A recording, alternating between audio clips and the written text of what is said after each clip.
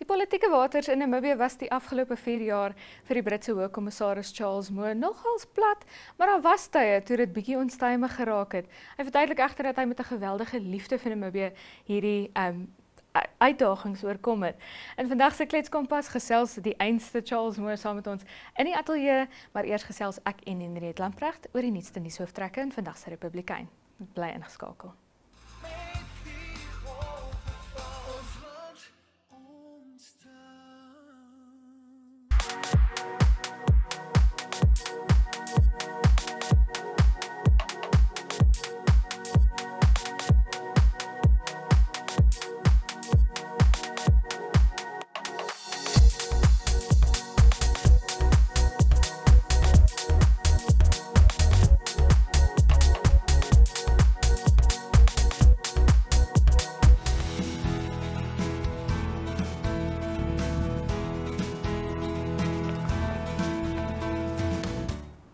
Henriet Lamprecht vandag weer saam met ons in die nuusstoel. Henriet, jy lyk darm lieflik. Het jou Spesiaal. spesiaal vir kletskompas. Ja.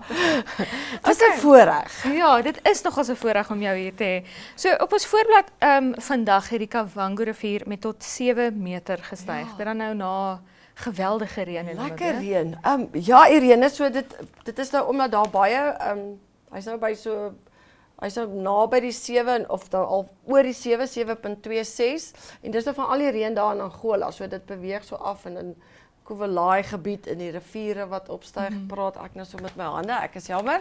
In elk geval natuurlik is daar ek net ook wys dat die hidrologie verslag sê ook die hoogste vlak was 8 meter. Hy is nou nog nie daar nie, maar hy was in 2011 was hy actually 8 meter. En natuurlik is daar gevolge, jy het vloedwaarskuwings, so hulle het reeds vloedwaarskuwings uitgereik vir al die gemeenskappe langs die rivier. Nou daar's reeds skole word reeds daardeur geraak. Van die ek dink ons het stories ook gedoen van lodges wat verspoel het. So 80 skole wat tans toe is wat 30,000 leerlinge raak, maar hulle sê ook die vlak is besig om te daal, maar die reenseisoen is nog nie verby nie, so ons hou dit op. Gelukkig is die skole nou in elk geval toe vir die Paasvakansie tot die 21ste, so ons hou die rivier dop. En ek weet jy is ook 'n Tawie meisie en jy kan 'n plassie nie weerstaan nie. Ja, Hoe ek lekker kan is hierdie nie. plassies die afgelope maande? Daar is videomateriaal beskikbaar as jy wil sien. Ek is gewoond aan deur plassies ry. Ek voel as jy terwyl jy nou daar is Irene, ek kan nou nie meer swem daarin nie, maar ek kan deur hulle ry. When in Otawie, you do as you Otavians. Exactly. En dan in ons ander storie vandag op die voorblad, en ek weet ek geskryf het, ek moet sê dit was lekker om weer my pen aan te kry. Reebot gaan 'n bietjie rap binnekort. Dit in 'n poging wat Amor McNabb, die organiseerder van die Afrikaanse hiphopfees op Reebot, sê om dwelms en dwelmverslawing en misbruik te bekamp op Reebot. Is absoluut geen geheim dat hulle getuister is deur dwelmverslawing nie. Daar was nou al mense wat gestap het van Reebot na Windhoek en so hulle het gedoen wat hulle kan, hulle probeer wat hulle kan om hierdie kwessie aan te spreek. Weet jy wat vir my mooi was in dit wat sy vertel? Dis hoe die idee ontstaan het. Jy sal nou weet wat jy die storie gedoen. Ek het dit nou net vinnig gelees. Dat sy vertel hoe hulle vir mekaar sing. Onder die bome. Ja, en sy hoor dit en dit is soos hulle stories vertel, want rap is eintlik stories wat jy vertel. Ja, dis Republikein gaan definitief by daai fees kuier. Ja, en sy is so opgewonde en dit wat ek nou nie in die storie kon skryf nie. Sy het gesê sy sit nou lank met hierdie idee en sy het gewonder, jy weet, is dit nou die Here se wil, is dit nou die Here se plan en toe het sy met 'n pastoor gaan praat en gesê, jy weet, sy het hierdie plan, maar sy weet nie of dit nou reg is nie en hierdie pastoor het vir haar gesê, ja, maar jy moet dit doen, die Here sê sy moet dit doen en die regering gaan haar ondersteun. En sy het nou gister vir my gesê watter groot koppe van die regering het nou reeds gesê hulle wil graag bywoon.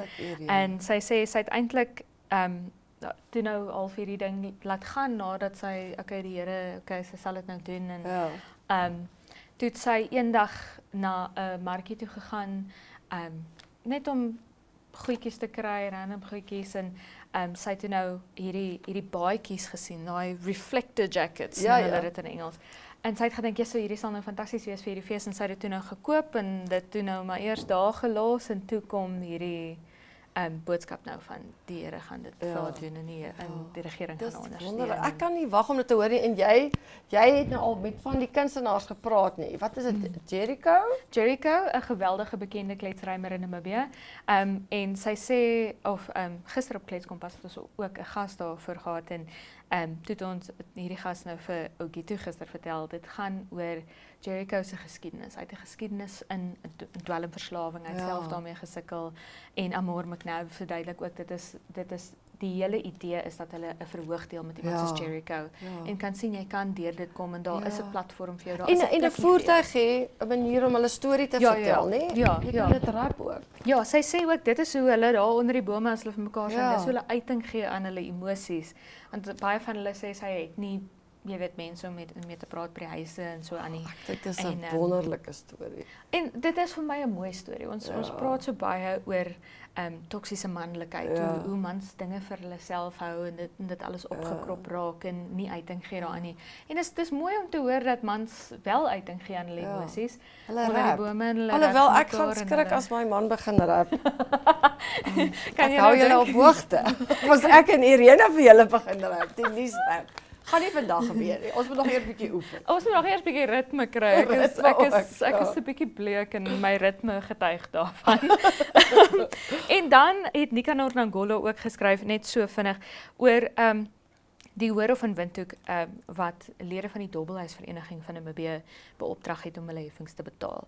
Hulle het 'n aansoek gebring juis oor hierdie heffings en toe het die hof nou gesê, maar luister, julle moet nou maar julle moet nou maar so maak en dit gaan oor 'n verandering in die wet wat hulle beopdrag het om hierdie heffings te betaal. En toe die hof nou maar gesê, maar dobbel is 'n geweldige probleem in die Namibiese samelewing. Irene, dit is actually verstommend as jy dink aan ons werkloosheidsyfers in ons land, dat mense geld het om te dobbel.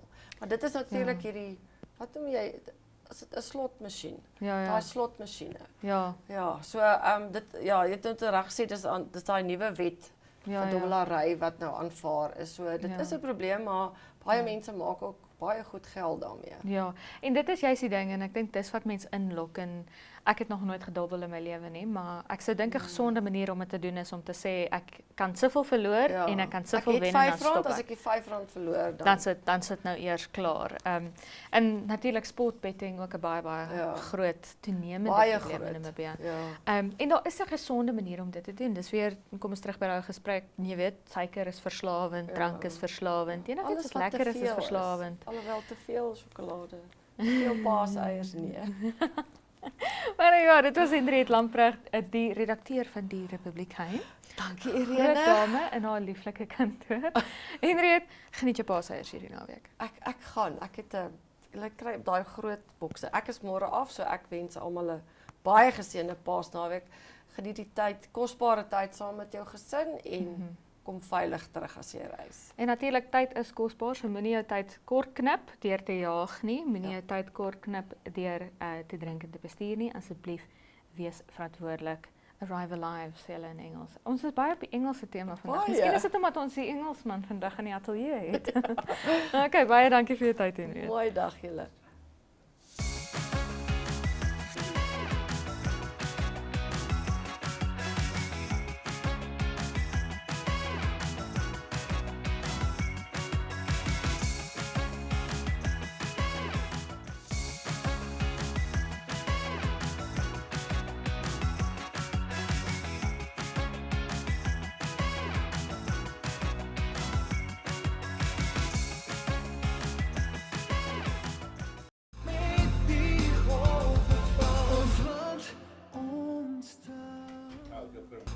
Ons kyk nou na die weervooruitspellings vir môre.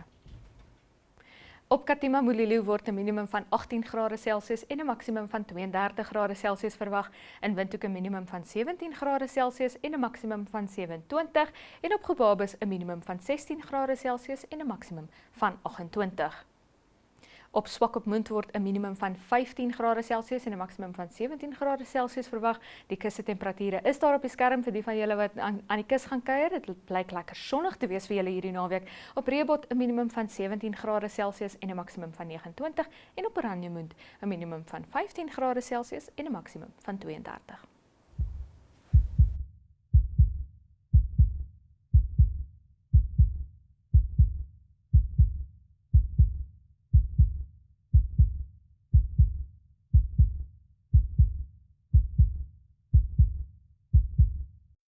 Eenvoudige veranderinge aan jou daaglikse roetine kan lewenslange gesonde gewoontes bevorder. As dit met 'n gebalanseerde dieet en oefening gepaard gaan, kan hierdie wenke help om die skaal in die regte rigting te laat kantel. Hierdie rate is veilige en natuurlike strategieë vir gewigsverlies wat gekombineer kan word met ander dieet- en voedingsplanne. Een daarvan is om kleiner borde te gebruik, met sommige studies wat aandui dat dit jou kan help om minder te eet deur te verander hoe jy jou porsiegrootte sien. Jy moet ook fokus op die kwaliteit van die kos op jou bord en maak seker daar's groente, kwaliteit koolhidrate en proteïene in die mengsel. Nog 'n wenk is om te begin deur stadiger te eet en die kos regtig te geniet. Jy voel dalk meer tevrede met jou maaltyd in die algemeen en ook meer vol. En om jou lepel of vork tussen happe neer te sit, kan ook help om 'n gevoel van versadiging of volheid te gee. In dieselfde trant as om stadiger te eet, kan jy deur op jou maaltyd as die hoofgebeurtenis te fokus en nie 'n afleiding van die jongste episode van jou gunsteling drama nie, help om kalorieë te verminder. Russies en speserye by jou kos soos chili, insluitend rooipeper en jalapenos, kan dit ook jou metabolisme bevorder en vetverbranding verhoog. Studies toon verskeie speserye, insluitend gemmer en komyn, kan help om eetlus te beheer en ook vet te verbrand. Irongomed is a leading distributor, working in partnership with NewMed and WestMed to meet the comprehensive needs of the Namibian healthcare sector. As a partner pursuing sustainable global healthcare, we offer industry-leading medical solutions through our key focus areas, which include pharmaceuticals, orthopedics, ophthalmology, surgical devices, and capital equipment, as well as a well-established scientific laboratory division.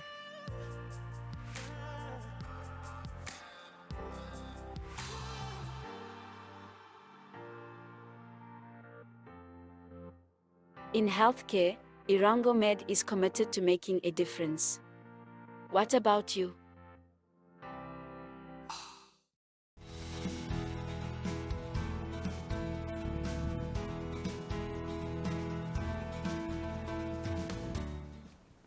Hy was vir die afgelope 4 jaar Namibië se vriendelike gesig van die Verenigde Koninkryk hier by ons, maar vandag is ongelukkig sy heel laaste dag in Namibië, maar hy beloof hy gaan kom kuier.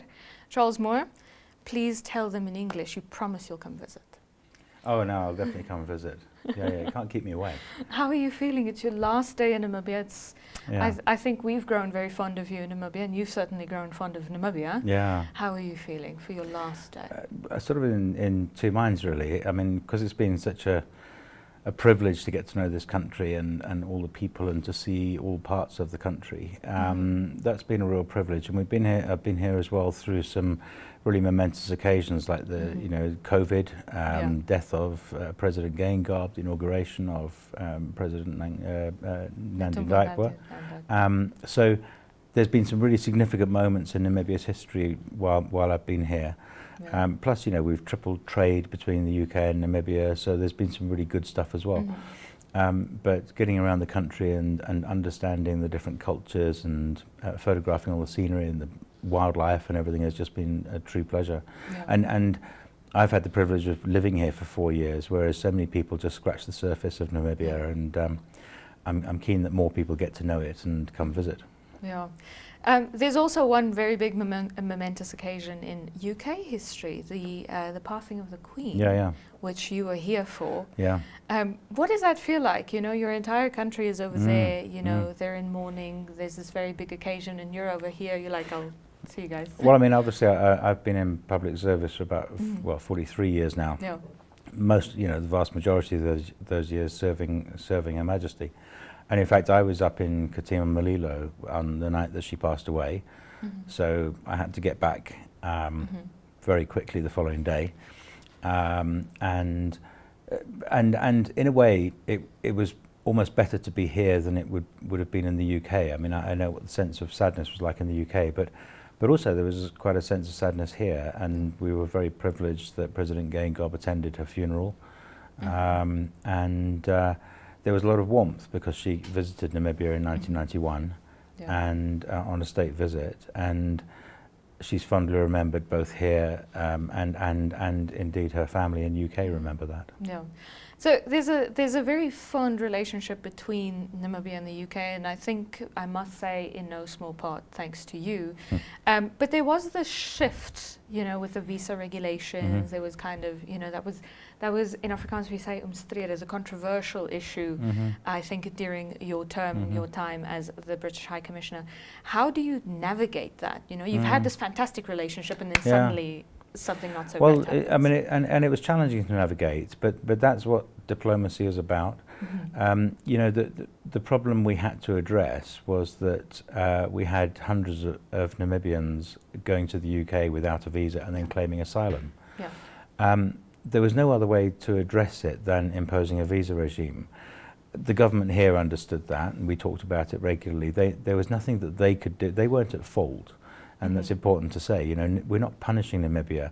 We had to take a practical measure to stop asylum seekers. And we had, in the year up to July 2023, we had over 1,000 Namibians claiming asylum on arrival, and that's just unsustainable. Even now we have a couple of thousand Namibians who need to be returned to Namibia because they have no right to be in the UK. And that's costing us a huge amount of money. So controversial, yes, but I've always been upfront with the Namibian government. Firstly, that it wasn't their fault. We looked to see if there were ways around it. They understood the process that we had to apply. And the one thing I regret in all of that is that the people most affected were the genuine people coming from Namibia. So the government ministers, senior officials, genuine business people who wanted to travel to the UK doing business that they've always done. And they were the ones most impacted. They had to wait 15 days for a visa. They had to pay more. So all of these issues, the only people that lost out were the Namibians that we actually wanted to go to the UK. And that's a bit of a shame. So that's where the sort of controversy came from. But there's also a bit of misunderstanding about it. And if we could have stopped it any other way, we would have done that. Yeah, as one can imagine. But I think what's also important in this discussion with you this morning, walking into work, thinking about, this discussion that we're about to have, what's important for our viewers, I think, is to understand the importance of bilateral relations, of a figure like Charles Moore, of our incoming British High Commissioner. What's the importance of that for a country? Well, I mean, diplomacy has been going on for a couple of centuries. And diplomacy doesn't mean you have to agree on everything. It doesn't mean, you have to be cordial with each other. You have to ensure that both sides understand where they're coming from. So it's about relationships without any sort of conflict. And you can see around the world, I mean, from world history, there's still ongoing conflicts all around the world, but not a single conflict can be solved without diplomacy.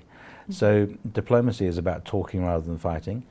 And we have diplomatic relations with most countries in the world, I mean, including countries that we don't agree with. North Korea, we've got diplomatic relations with them. So it's about, and my job here is to, first of all, represent the UK in Namibia, but also partly to represent Namibia in the UK. It's also to understand, and I've always been clear that I see Namibia as a partner for the UK, and it has to be an equal partnership. And my job is to speak to the Namibian government and understand which direction they want to go in, and then figure out how we might be able to best help them, and for mutual benefit in terms of things like trade. So it's about a partnership. It's about, and even if we don't agree on various issues, there's that respect there that at least if we understand what we're trying to achieve, then that's what diplomacy is about. Yeah. So we had our incoming High Commissioner on the screen for a moment there. Can Oh, did you? Yes, we I did. wasn't We watching. did while Okay. you were chatting. We showed our viewers the Okay. current and the Yeah, next. Tell us a little bit about him. How are you feeling? You said Here he is. you wished you could have disliked him because you would have liked to keep your job. Yeah, but you know, he's rather similar to me in a way. I have more hair, but he's similar to me in that he loves Africa as well. Yeah. He's spent 8 years in Pretoria, 4 years working at the British High Commission, 4 years at the EU mission there, and he's just finished his tour in Liberia as the ambassador in Liberia. So he's coming from one part of Africa to another part of Africa. Yeah, yeah. And so I think you will find that he is equally committed to engaging. Well, he's also stepping in to Namibia at a really nice time with a new government, a new president, a new sort of vibrancy, and he gets to then have those new engagements and forge a new relationship.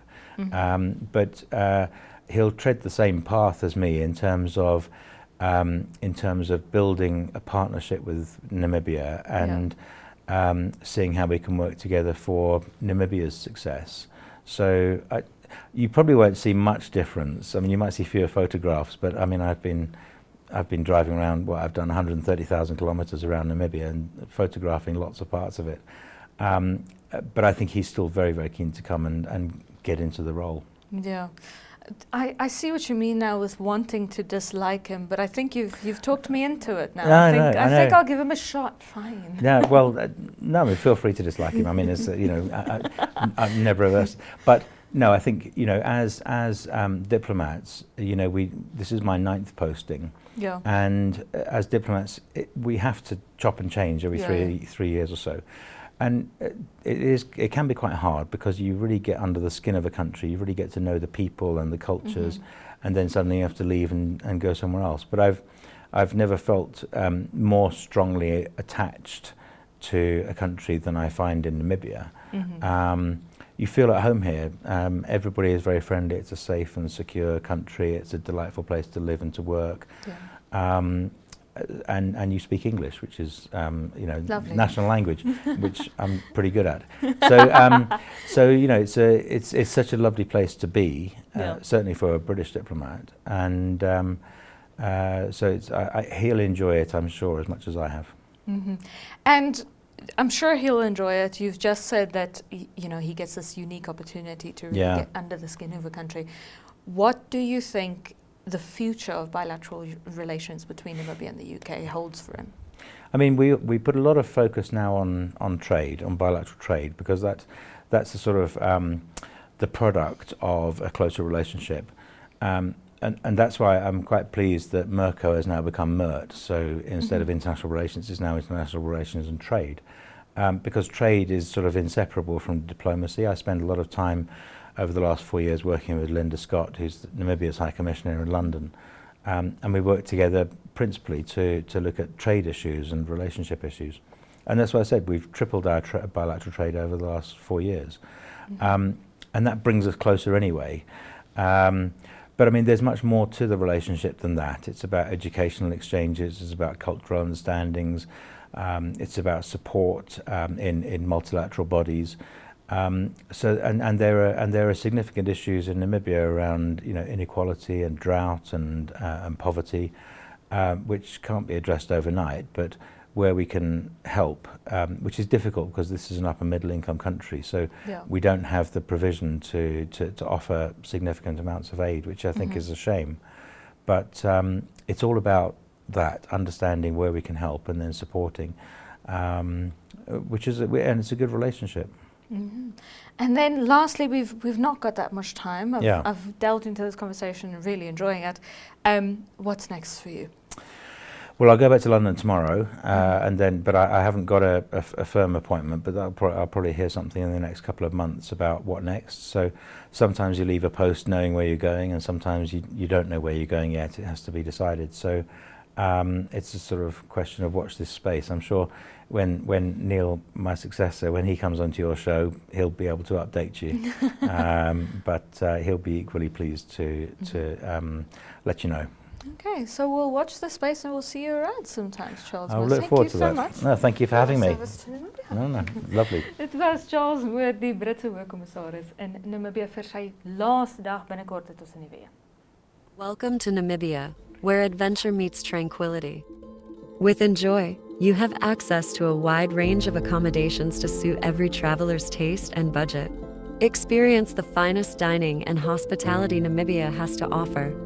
Booking your dream accommodation is just a few clicks away with Enjoy. Join thousands of happy travelers who have trusted Enjoy for their Namibian getaway. Your gateway to unforgettable Namibian adventures.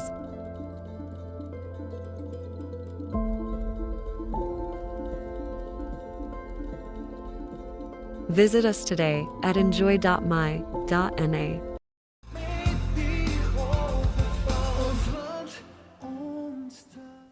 Dit bring ons aan die einde van vandag se episode van Kletskompas. Baie dankie dat jy by ons aangesluit het.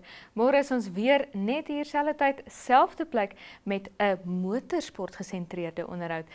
Skakel môre by ons in en tot dan is dit mooi bly.